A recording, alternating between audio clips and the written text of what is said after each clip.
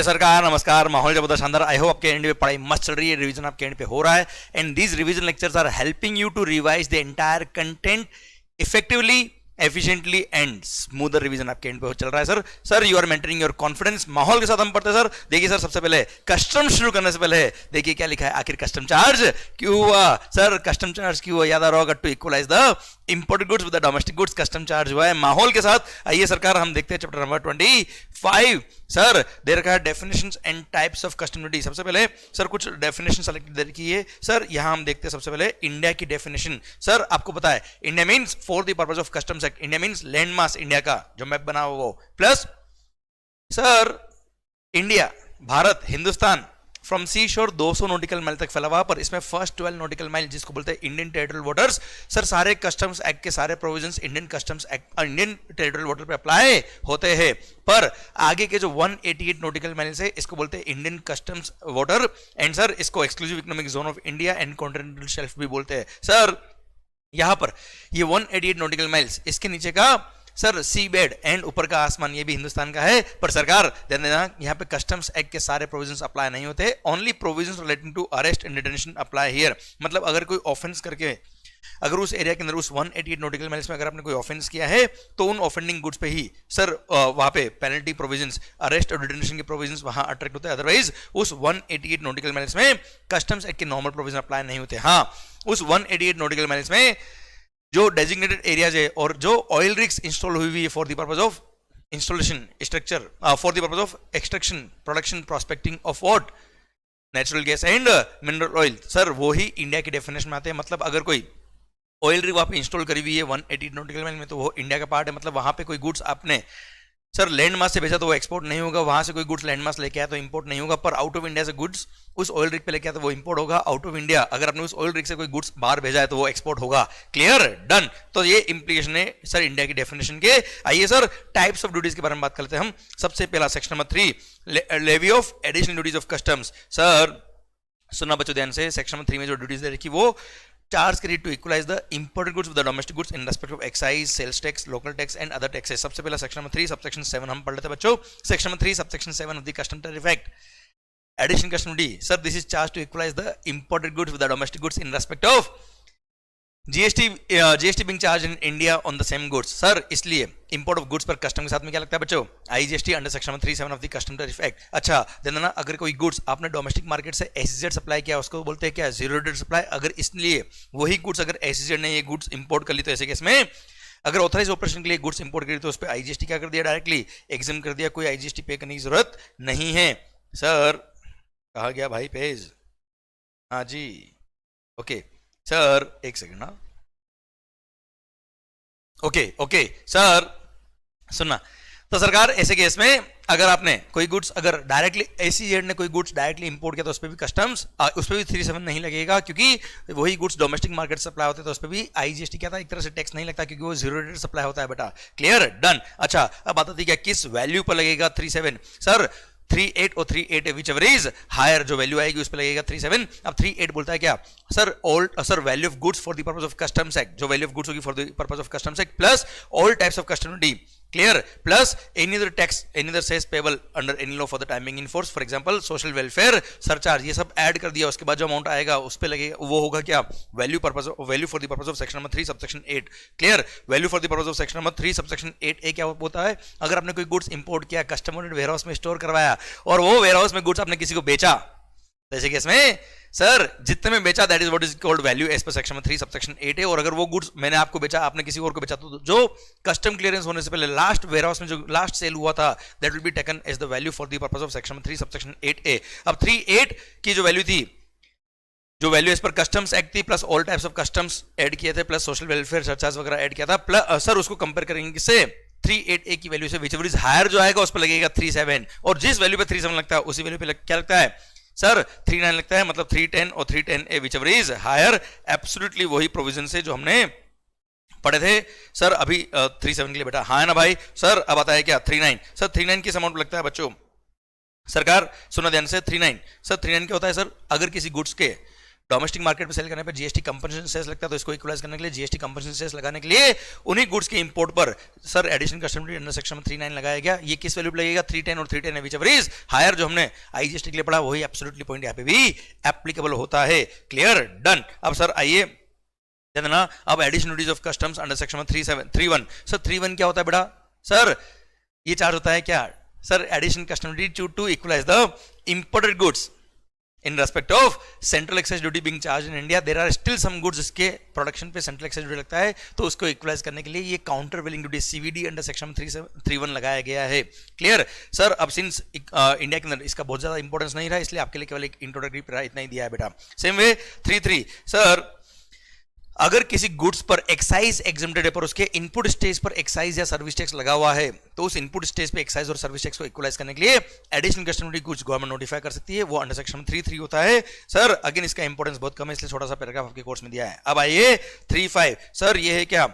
SAD special additional duty under section 35 of the custom tariff act. This is charged to equalize the weight, CST or other local taxes under charged in India on the same goods if those are sold in India. Since again sir there are only few goods जैसे petroleum वगैरह goods है जिन पे wait CST लगता है, इसलिए 35 अभी भी नहीं हटा है। और 35 अगर आपने कोई गुड्स इंपोर्ट किया है जिस पर सर डोमेस्टिक मार्केट में सेल करने पे वेट CST या अदर लोकल टैक्स लगता है, तो यह भी लगेगा। CVD grade fix sorry CVD नहीं, SAD special additional duty under section 35 which is sir fix rate होती है इसकी कितनी? 4% बेटा। हाँ है ना भाई? This is charge to equalize the VAT और CST और other local taxes in India.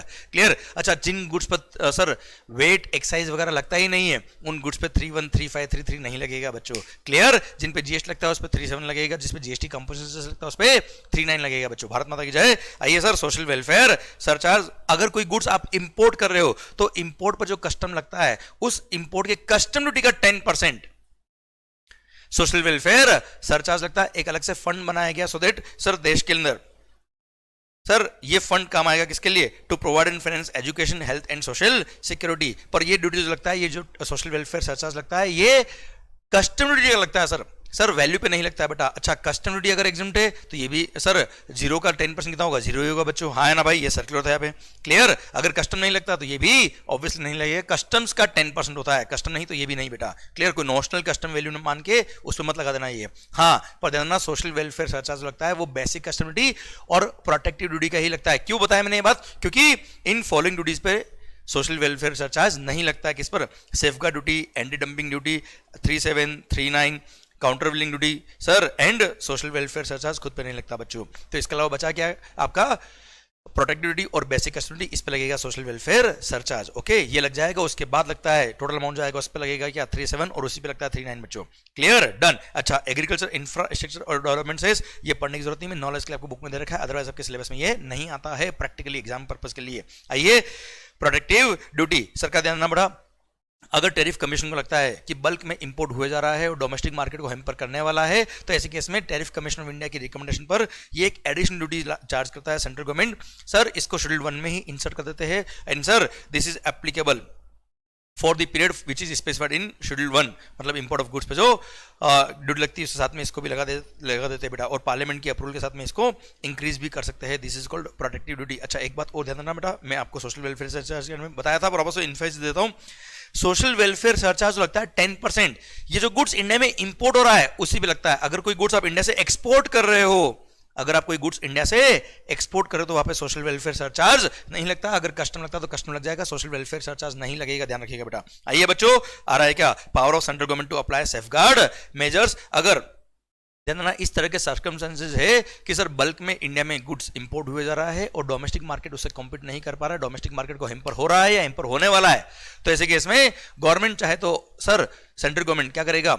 Sir safeguard measures impose कर सकता है। अब सेफगार्ड मेजर्स इंपोर्ट करने के लिए सर क्या क्या मेजर्स है गवर्नमेंट के? सबसे पहली बात, वो सेफगार्ड ड्यूटी इंपोज कर सकते हैं, सेफगार्ड ड्यूटी इंपोज कर सकते हैं, या फिर sir application of tariff rate quota. Application of tariff rate quota क्या होता है बच्चों? सर गवर्नमेंट क्या करेगा? एक क्वांटिटी अलाउ कर देगा कि इतना क्वांटिटी अगर इस पर्टिकुलर कंट्री से आ रहा है तो नॉर्मल कस्टम की रेट लगेगी, उस पर सेफगार्ड ड्यूटी नहीं लगेगी। पर अगर उस क्वांटिटी से अबव उस कंट्री से गुड्स इंपोर्ट हो रहा है तो ऐसे केस में हम सेफगार्ड ड्यूटी चार्ज कर देंगे। Clear sir? तो मतलब नॉर्मल अगर इंपोर्ट हो रहा है तो रिड्यूस रेट ऑफ कस्टम से कस्टम लगेगा, पर ओवर एंड अबव सर उस क्वांटिटी से अबव अगर कोई गुड्स इंपोर्ट होता तो ऐसे केस में टैरिफ रेट कोटा मतलब एक्सेस गवर्नमेंट क्या करेगा, उस एक्सेस क्वांटिटी पर सेफ गार्ड ड्यूटी लगा देगा। क्लियर। अदर मेजर्स जो गवर्नमेंट चाहे वो भी ले सकता है गवर्नमेंट। ओके, पर अगर यही गुड्स आपने इंपोर्ट किया किससे, किसी डेवलपिंग कंट्री से, कहां से इंपोर्ट किया बेटा, डेवलपिंग कंट्री से इंपोर्ट किया, तो ऐसे केस में सेफ गार्ड मेजर्स नहीं लगाए जाएंगे। ध्यान देना बेटा।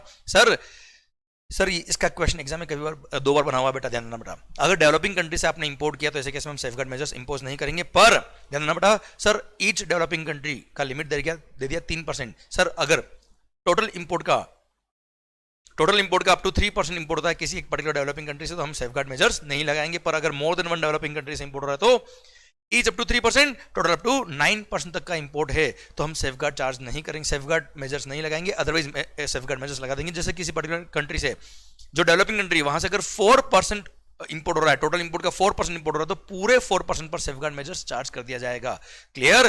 ध्यान रखिएगा ये बात, क्वेश्चन आया हुआ वैल्यूएशन में, आपने क्वेश्चन किया हुआ बेटा। अच्छा नेक्स्ट, अगर 100% ईओयू या यूनिट इन एसईजेड ने कोई गुड्स इंपोर्ट किया है तो ऐसे केस में हम सेफगार्ड मेजर्स नहीं लगाएंगे इस पे, अनलेस स्पेसिफिकली मेड एप्लीकेबल। अगर स्पेसिफिकली लिख दिया कि नहीं यहाँ पे तो लगाना है तो बात अलग है, अदरवाइज हम सेफगार्ड मेजर्स चार्ज नहीं करेंगे। प्लस सर ईओयू या एसईजेड की यूनिट ने क्या किया, वो गुड्स को बनाया, इंपोर्ट किया, सर उन गुड्स को इंपोर्ट किया, उन गुड्स से आउटपुट गुड्स जो बने हैं उनको अगर डोमेस्टिक मार्केट में ट्रांसफर कर दिया, उनको अगर डीटीए मार्केट में बेच दिया तो ऐसे केस में अब हम सेफगार्ड मेजर्स लगा देंगे, अदरवाइज सेफगार्ड मेजर्स नहीं लगाएंगे। क्लियर। प्रोविजनल असेसमेंट बोलता है क्या, सर गवर्नमेंट के पास पावर है कि सर सेफगार्ड मेजर्स इंपोज करने से पहले अगर गवर्नमेंट को लगता है कि सर थोड़ा स्टडी करना पड़ेगा, ऑब्वियसली इंटरनेशनल इशू बन जाएगा, नहीं तो इसलिए गवर्नमेंट पहले क्या करता है, इंटरनेशनल मार्केट को स्टडी करता है कि सही में सेफगार्ड मेजर्स की जरूरत है कि नहीं है, इसलिए गवर्नमेंट एक बार प्रोविजनल बेस पर सेफगार्ड मेजर्स लगा सकता है। But this provisional levy can not be for more than 200 days, मतलब 200 दिन तक सेफगार्ड मेजर्स प्रोविजनल बेस पर लग सकता है। 200 दिन में कंफर्म करना ही पड़ेगा कि सेफगार्ड मेजर लगाना है कि नहीं लगाना है। अगर एक डिसाइड हुआ कि सेफगार्ड मेजर नहीं लगाना है तो हटा देंगे, अगर डिसाइड हुआ कि लगाना है तो इट विल बी कंटिन्यूड बेटा। अच्छा एक बार सेफगार्ड मेजर लगा दिए तो this can be imposed for 4 years maximum per year. Further extension can be given by the central government but not for more than sir 6 more years, मतलब 4+6 total कितना हो गया, 10 साल से ज्यादा सेफगार्ड मेजर्स इंपोज नहीं हो सकते हैं।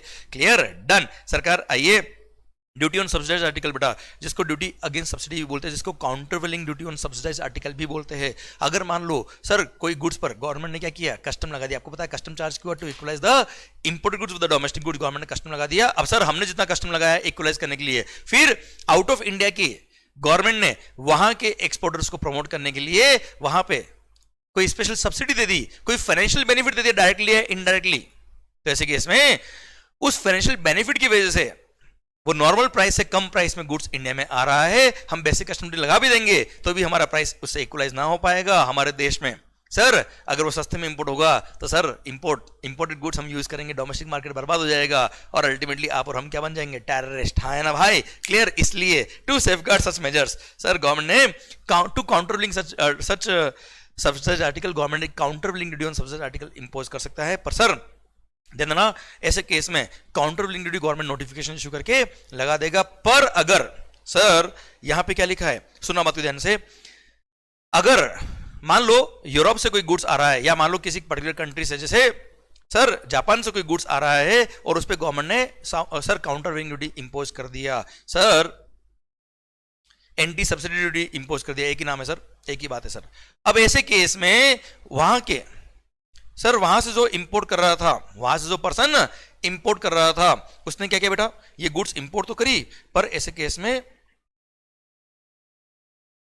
सर सॉरी ओके सरकार सुनना बात को वापस से ध्यान से, अगर आपने कोई गुड्स जापान से इंपोर्ट करी और उस पे एंटी सब्सिडी ड्यूटी या सर काउंटरवेलिंग ड्यूटी लग गई है, पर सर यहाँ का इंपोर्टर इतना होशियार कि उसने क्या किया, जापान से मंगाया एक बार सर नेपाल, और नेपाल से फिर इंपोर्ट कर लिया, मतलब उसने कंट्री ऑफ ओरिजिन चेंज कर लिया या गुड्स का कंपोजिशन चेंज कर लिया या गुड्स को अनअसेंबल डिसअसेंबल फॉर्म में इंपोर्ट कर लिया और यहाँ पे लाके असेंबल कर दिया, तो उसको बोलते हैं क्या, सर्कमवेंशन ऑफ ड्यूटी। क्लियर। तो गवर्नमेंट के पास पावर है कि गवर्नमेंट को जैसे ही नोटिस में आता है तो गवर्नमेंट एंटी सर्कमवेंशन मेजर लगा सकती है इन रेस्पेक्ट ऑफ काउंटरवेलिंग ड्यूटी। और ऐसे केस में अगर गवर्नमेंट को ये पकड़ में आ गया, गवर्नमेंट को पता पड़ गया, गवर्नमेंट को किसी ने शिकायत करी और गवर्नमेंट को ये जस्टिफाई हो गया कि सर यहाँ पे वो इस तरह का सर्कमवेंशन कर रहा है, मतलब to sir avoid this kind of duty, वो इस तरह के रूट चेंज करके, गुड्स का कंपोजिशन चेंज करके, गुड्स का असेंबलिंग डिसअसेंबलिंग करके या गुड्स का रूट चेंज करके, कहीं कंट्री ऑफ ओरिजिन चेंज करके गुड्स को मंगा रहा है, तो ऐसे केस में भी हम काउंटरवेलिंग ड्यूटी लगा देंगे, दिमाग खराब मत करना। And this duty can be charge from a retrospective date also but not beyond the date from the date when this notification was published, when this government ने नोटिफिकेशन में जब not earlier than the date of initiation of inquiry in this provision, मतलब जिस दिन government notify करेगी उसको retrospectively भी लगा सकती है, but retrospective date can not be beyond the date of initiation of inquiry under this provision. बेटा क्लियर, जिस दिन से इंक्वायरी शुरू हुई थी उस दिन या उसके बाद वाले डेट से गवर्नमेंट एंटी सरकमवेंशन मेजर लगा सकती है बच्चों। Clear, done. अब सर ध्यान देना, गवर्नमेंट ने अगर एक बार ही ड्यूटी लगा दिया तो this can remain in force for 5 years, further 5 year का एक्सटेंशन और मिल सकता है, जैसे हमने पिछले सेक्शन में पढ़ा था क्या 4+6 था, यहाँ पे 5+5 years है। एंड सर ध्यान देना, गवर्नमेंट एक बार क्या करेगी, प्रोविजनल काउंटर ड्यूटी लगा देगी, क्योंकि ये इंटरनेशनल इशू है बेटा। ओके सर, पर यहाँ पे 200 दिन का कोई लिमिट नहीं दे रखा है। इनफैक्ट गवर्नमेंट ने बोल दिया कि हम एक रेट्रोस्पेक्ट डेट से भी इस ड्यूटी को लगा सकते हैं, but it should not be beyond 90 days from the date of notification. बेटा मतलब काउंटर बिलिंग ड्यूटी लगाना है, गवर्नमेंट को लेट पता पड़ा तो रेट्रोस्पेक्टिवली भी लगा सकती है, but not beyond 90 days from the date of imposition under this notification. And sir exemption from countervailing duty ये हर जगह दे रखा है बेटा, भले आप सेफगार्ड मेजर की बात कर लो, काउंटर बिलिंग ड्यूटी की बात कर लो, या आगे हम बात करने वाले क्या एंटी डंपिंग ड्यूटी, वहां पे भी सेम पॉइंट है कि अगर आपने 100% ईओयू हो या आप एसईजेड की यूनिट हो, ऐसे केस में अगर आपने कोई गुड्स इंपोर्ट किया तो ऐसे केस में हम anti dumping duty, anti subsidy duty और सेफगार्ड मेजर्स नहीं लगाएंगे unless it is made specifically for them, या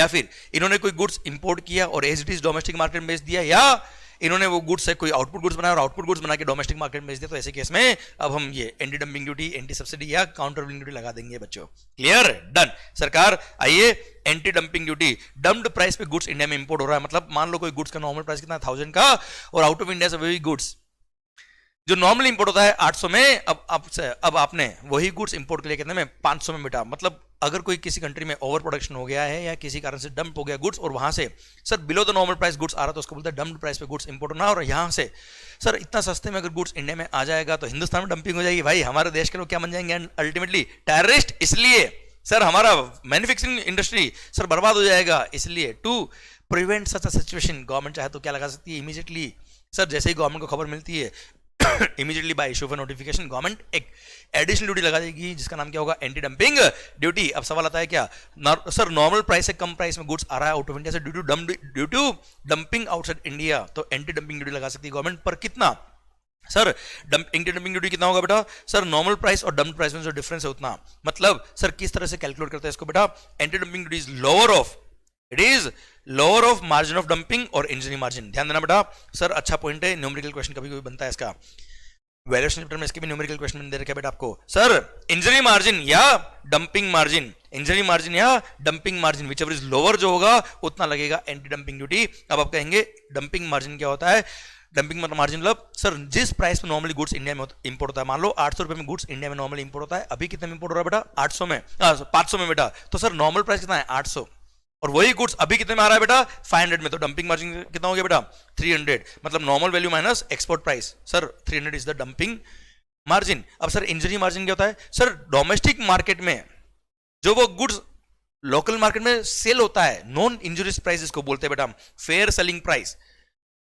there can be only single non injurious price for any of the goods, Reliance Industry का जजमेंट था बेटा ये। अच्छा डोमेस्टिक मार्केट में जो प्राइस है fair selling price minus landed value, landed value मतलब जिस वैल्यू पे गुड्स आपने इंपोर्ट किया plus all types of custom duty बेटा, sir basic custom duty plus assessed value plus basic custom duty except CVD SAD and special duties बेटा, मतलब sir 3739 और section number 3 में जो लग रहा है उसको हटा दो, बाकी सारी sir basic custom duty plus value of goods को ऐड करने के बाद जो वैल्यू आएगी उसको बोलते हैं क्या लैंडेड वैल्यू। ध्यान देना इसका न्यूमेरिकल दे रखा है मैंने क्वेश्चन के बुक के अंदर, एग्जाम में भी आया हुआ बेटा ये। Okay sir I repeat valuation chapter में मिलेगा आपको ये। अच्छा सर किस प्राइस पे, fair selling price of the goods, I repeat fair selling price of the goods मतलब नॉन इंजurious प्राइस, मतलब अगर डोमेस्टिक मार्केट में गुड्स बिकता तो कितने बिकता, मान लो ₹65 पर यूनिट में, जो इंपोर्ट हुआ है उसमें कस्टम ड्यूटी ऐड कर दीजिए basic custom duty plus sir other duties of customs except 3739 और स्पेशल ड्यूटीज, सर ये आपने ऐड किया तो ऐसे केस में जो वैल्यू आएगी वो है लैंडेड वैल्यू। लैंडेड वैल्यू जो आई है actual import plus customs, clear, उसको कंपेयर करेंगे डोमेस्टिक मार्केट की फेयर सेलिंग प्राइस में जो डिफरेंस आएगा वो क्या आएगा, इंजरी मार्जिन।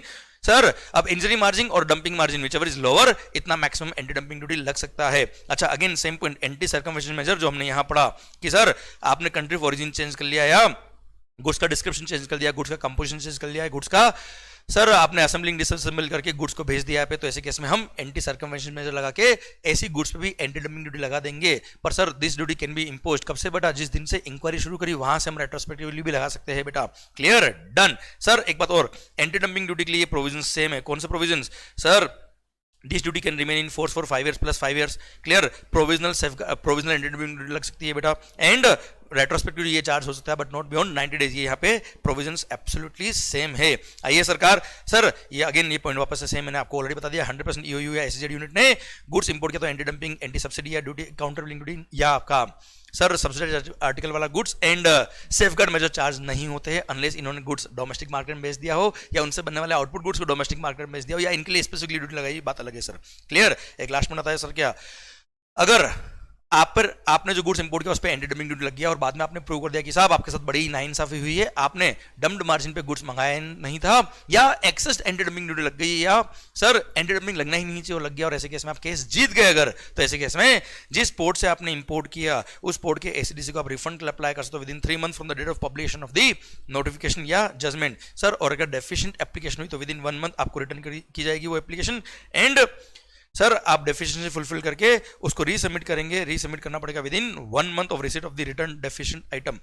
डेफिशिएंट जो एप्लीकेशन है उसको आप रीसबमिट करेंगे within 1 month।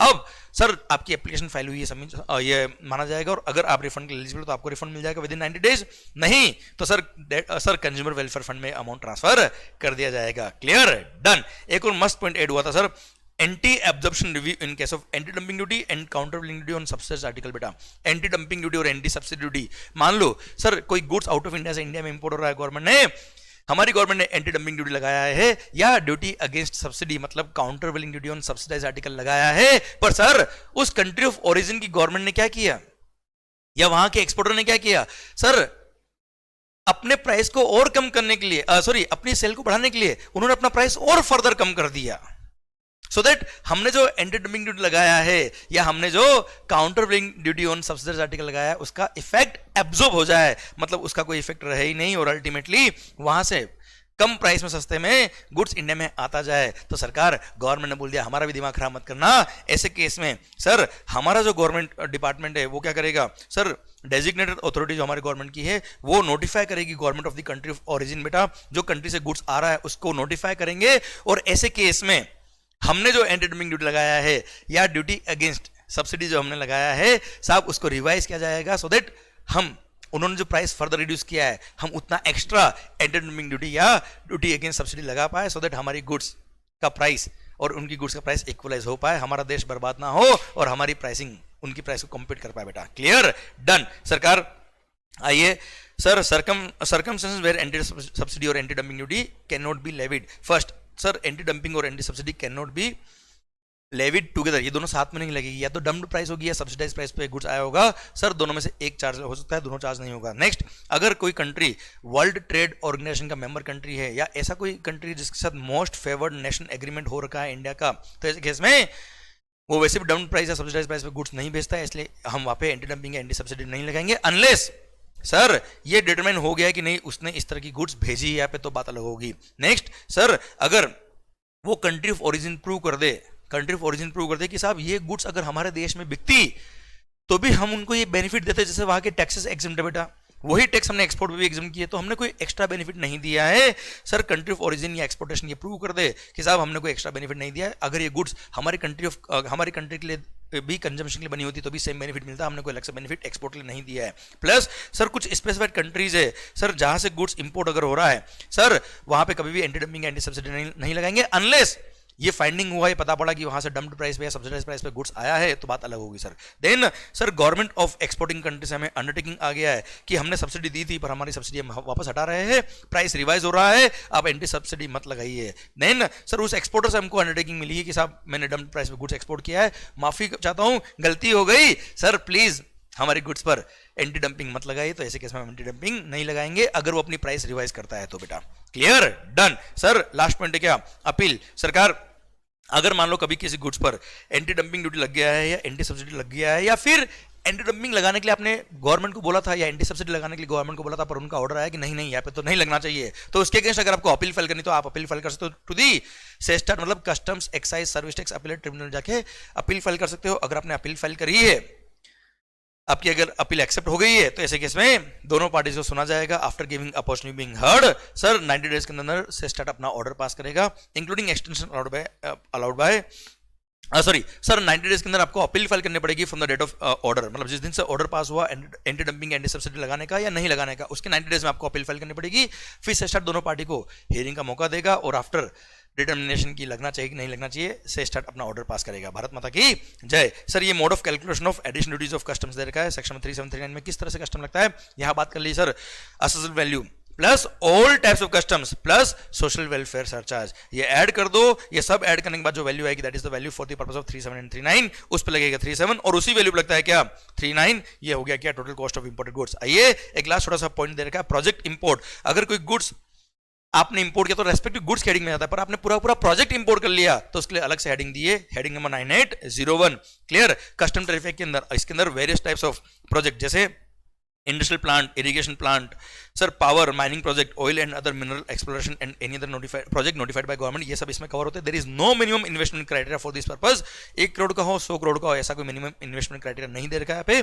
Sir project import में अगर आपने प्रोजेक्ट इंपोर्ट अगर आपने इंपोर्ट किया है, प्रोजेक्ट इंपोर्ट किया है, तो ऐसे केस में प्रोजेक्ट इंपोर्ट का अलग से जो हेडिंग दे रखा है 901, इसको गवर्नमेंट ने प्रमोट करने के लिए, प्रोजेक्ट इंपोर्ट को प्रमोट करने के लिए, सो दैट इंडिया के अंदर इंडस्ट्री आ रही है भाई, देश का डेवलपमेंट होगा, एम्प्लॉयमेंट बढ़ेगा, उसके लिए कंसेशन रेट पे कस्टम लगा रखा है। इसलिए सर नए प्रोजेक्ट तो इसमें एलिजिबल है ही है। अगर आप एक्जिस्टिंग प्रोजेक्ट का सब्सटेंशियल एक्सपेंशन कर रहे हो, सब्सटेंशियल एक्सपेंशन मतलब जहां कैपेसिटी मोर देन 25% बढ़ रही है आपके प्लांट की, तो उसको भी बोलेंगे क्या प्रोजेक्ट इंपोर्ट, और प्रोजेक्ट इंपोर्ट में क्लासिफाई करके कंसेशन रेट जो दे रखा है उस रेस्पेक्टिव प्रोजेक्ट के लिए उस रेट से कस्टम लगेगा। प्लस साथ में अगर आपको स्पेयर पार्ट्स वगैरह इंपोर्ट करने हैं तो spare parts which are essential for maintenance of the plant or project are eligible but only up to 10% of the value of the goods and can be imported under project import at the concession rate. Clear? इसी के साथ भारत माता की जय। इसी के साथ ये चैप्टर नंबर 25, ये जो चैप्टर था कस्टम्स का, ये भी खत्म होता है। अब आई होप रिवीजन चल रहा है, माहौल के साथ पढ़ाई हो रही है एंड सर आपका कॉन्फिडेंस बढ़ रहा है। सर बस ध्यान रखना, जब तक तोड़ेंगे नहीं तब तक छोड़ेंगे नहीं। बस आपके पेरेंट्स को प्राउड मोमेंट अगर आपको दिखाना है, अगर आपको खुद को फील करना है कि यस मैंने अपने घर वालों के लिए कुछ किया है, तो यही वो वक्त है जब अपना पूरा दम आप लगा सकते हो। And we will feel proud जिस दिन आपके रैंक आएंगे, जिस दिन आप पास होंगे, जिस दिन आप अपनी मेहनत करेंगे, जिस दिन आपका रिजल्ट्स पॉजिटिव आएंगे, हम बहुत खुश होंगे। ऑल द बेस्ट, लगा दीजिए अपना पूरा दम, माहौल बनाइए एंड खुश होकर पढ़िए, which is more important. All the best, love you lot, bye bye.